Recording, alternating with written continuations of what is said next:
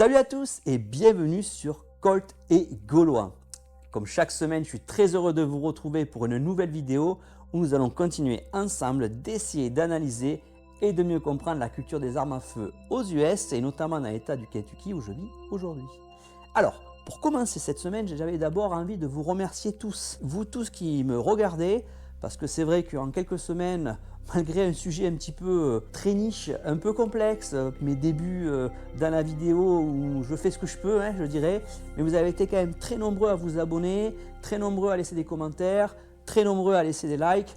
Donc je vous remercie tous pour ça, parce que c'est vrai que ça m'encourage à continuer à essayer de vous faire du contenu. Voilà, donc n'hésitez pas, si vous n'êtes pas encore abonné, de rejoindre la communauté, je dirais. Voilà, si ça vous plaît, n'hésitez pas à mettre un like aussi, ça m'encourage énormément.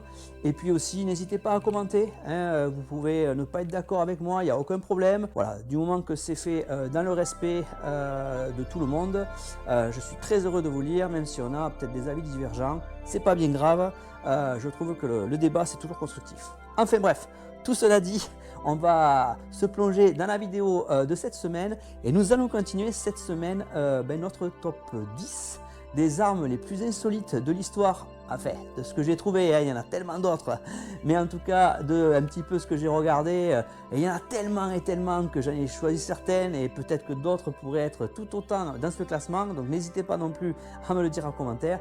En tout cas, aujourd'hui, on va continuer pour aller de la place numéro 5 à la place numéro 1. Vous êtes prêts? On y va? C'est parti, let's go! Alors, en numéro 5, vous allez voir, celui-là, il est très sympa. C'est le revolver harmonica. Ouais, vous m'avez bien entendu, le revolver harmonica en place numéro 5. Alors, c'est une invention suisse qui date du 19e siècle. Imaginez un revolver qui, au lieu d'avoir un barillet rond, comme ce qu'on peut voir tout le temps, a une barrette rectangulaire pleine de cartouches. Le fonctionnement est assez simple. On tire, puis on pousse la barre sur le côté, on tire encore, on pousse, on tire, bref, à l'infini, jusqu'à ce qu'il n'y ait plus de cartouches dans la barrette en tout cas. Bref, système simple, oui. Pratique, pas vraiment. Résultat, on a une arme qui ressemble plus à un outil de bricolage qu'à une arme élégante. Et cette barrette, c'est vrai, nous fait penser de suite à un harmonica plutôt qu'un revolver. Et c'est vrai qu'à la fin, on a plus envie de souffler dedans pour voir si ça joue du blues au lieu de tirer avec. Le problème de cette invention, c'était que c'était long, c'était lourd, et les temps de rechargement étaient vraiment pas pratiques et faisaient perdre un temps précieux. Chaque déplacement de la barrette faisait un bruit de clac, clac, clac qui faisait en plus énormément de bruit. Donc, vraiment pas top pour la discrétion. Et puis, le jour où vous en avez besoin, je vous laisse imaginer la difficulté que ça doit être pour le dégainer et se mettre en position de tir. Alors, qu'en est-il aujourd'hui?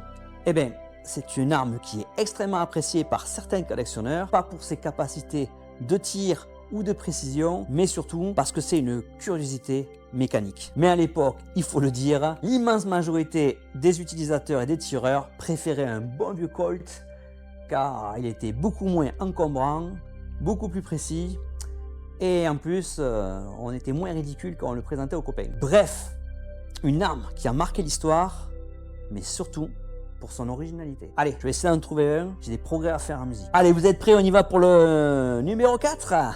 Alors celui-là, il est top. Dans les années 50, un inventeur américain du nom de David Dartic a décidé qu'il allait révolutionner le monde des armes à feu. En effet, son idée, c'est de mélanger les avantages d'un revolver avec celui d'un pistolet semi-automatique dans une seule arme. Alors, sur le papier, l'idée est carrément géniale. Mais en réalité, c'est un peu comme mélanger un steak avec un sorbet à la vanille. Techniquement, c'est possible, mais personne n'a envie d'essayer. Enfin, ceci dit, je suis sûr que si on essaye ça aux États-Unis, pas mal d'Américains aimeraient. Alors, le nom de cette arme, le Dartic, comme le nom de son inventeur, 1500. Et il utilisait comme munition des Trounds. Alors, Qu'est-ce que c'est que ça?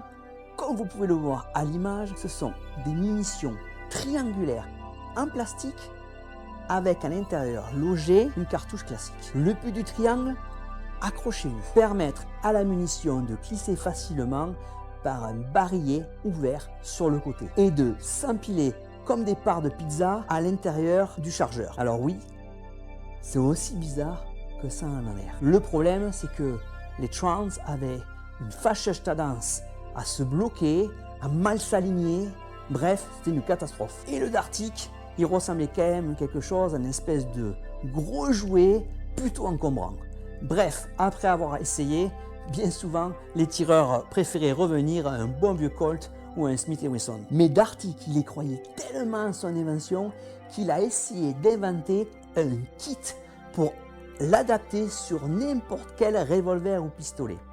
Ouais, alors je vous le dis de suite, ça n'a jamais marché. Alors, aujourd'hui, un Dartic 1500 avec ses munitions est une vraie pièce de collection. Pas parce qu'il a marqué l'histoire par ses capacités, mais que c'est devenu un objet culte des ratés de l'armurerie américaine. Alors, direction maintenant pour le numéro 3, le revolver à pomme, qui a été en activité entre 1882 et 2008. Oui, entre 1882 et 2008. Alors, on va surtout dire qu'il y a eu deux versions, la version d'avant le 19e siècle et une version plus moderne où quelqu'un a fait une tentative pour le remettre en avant. Il n'a pas vraiment marché. Alors, l'arme, comme vous pouvez le voir, à la base ressemblait à une grosse montre à gousset, sauf qu'au lieu de donner l'heure, il envoyait du calibre 32 directement dans la cible. L'idée, tenir l'arme dans la paume, presser un bouton avec la main, bang! Pas de crosse, pas de gâchette classique, pas de visée et pas vraiment conçu pour du tir de précision. C'était une arme d'autodéfense qui était prévue soit pour les voyageurs très nerveux, soit pour les joueurs de poker un peu paranoïaques. Mais l'histoire ne s'arrête pas là. En 2008, cette arme a refait surface. Un inventeur américain du nom de Matthew Carmel a essayé de ressortir l'arme avec une idée pour le moins très créative.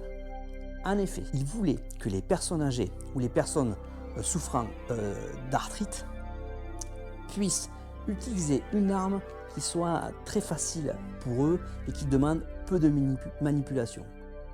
Bref, jusque-là, ça peut se comprendre. Mais le plus fou, c'est qu'il a essayé de le faire classer comme équipement médical auprès de l'agence de santé américaine, la FDA. Alors pourquoi?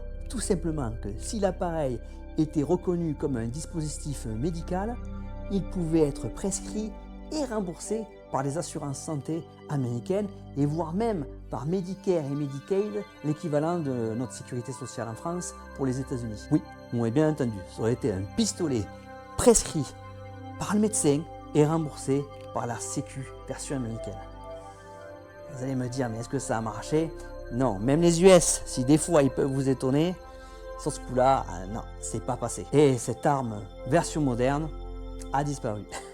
Bref, aujourd'hui, ça reste quand même une arme dans sa version antique, on dira, ou dans sa version moderne, qui est recherchée par les collectionneurs et qui montre que parfois, la frontière entre invention géniale ou invention folle peut être très fine. Et le numéro 2, attention, tenez-vous bien, c'est la cocorico, parce qu'on va parler du mat revolver. Le mat revolver, plus exactement.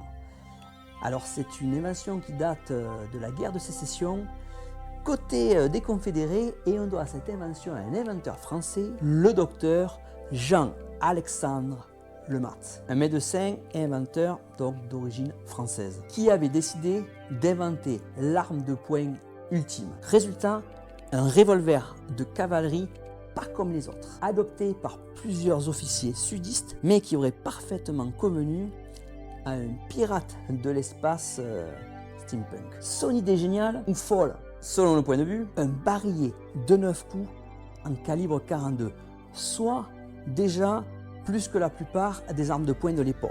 Mais c'est pas tout. Surtout, un canon lisse calibre 20 caché en dessous, capable de cracher une charge de chevrotine. En gros, vous pouvez vider vos 9 premiers coups, un petit levier, passage en mode fusil de chasse de poche, boum, nuage de plomb et grosse explosion. Alors techniquement, bien sûr, à l'époque, c'était un revolver à poudre noire. Ça veut dire qu'il devait se charger par l'avant, poudre et la balle. Donc voilà, il fallait prendre son temps. Pour la cavalerie, c'était plutôt intéressant à l'époque. Parce que ça réunissait pas mal d'avantages, armes de poing, et puis grosse puissance de feu grâce au passage en mode mini-fusil de chasse.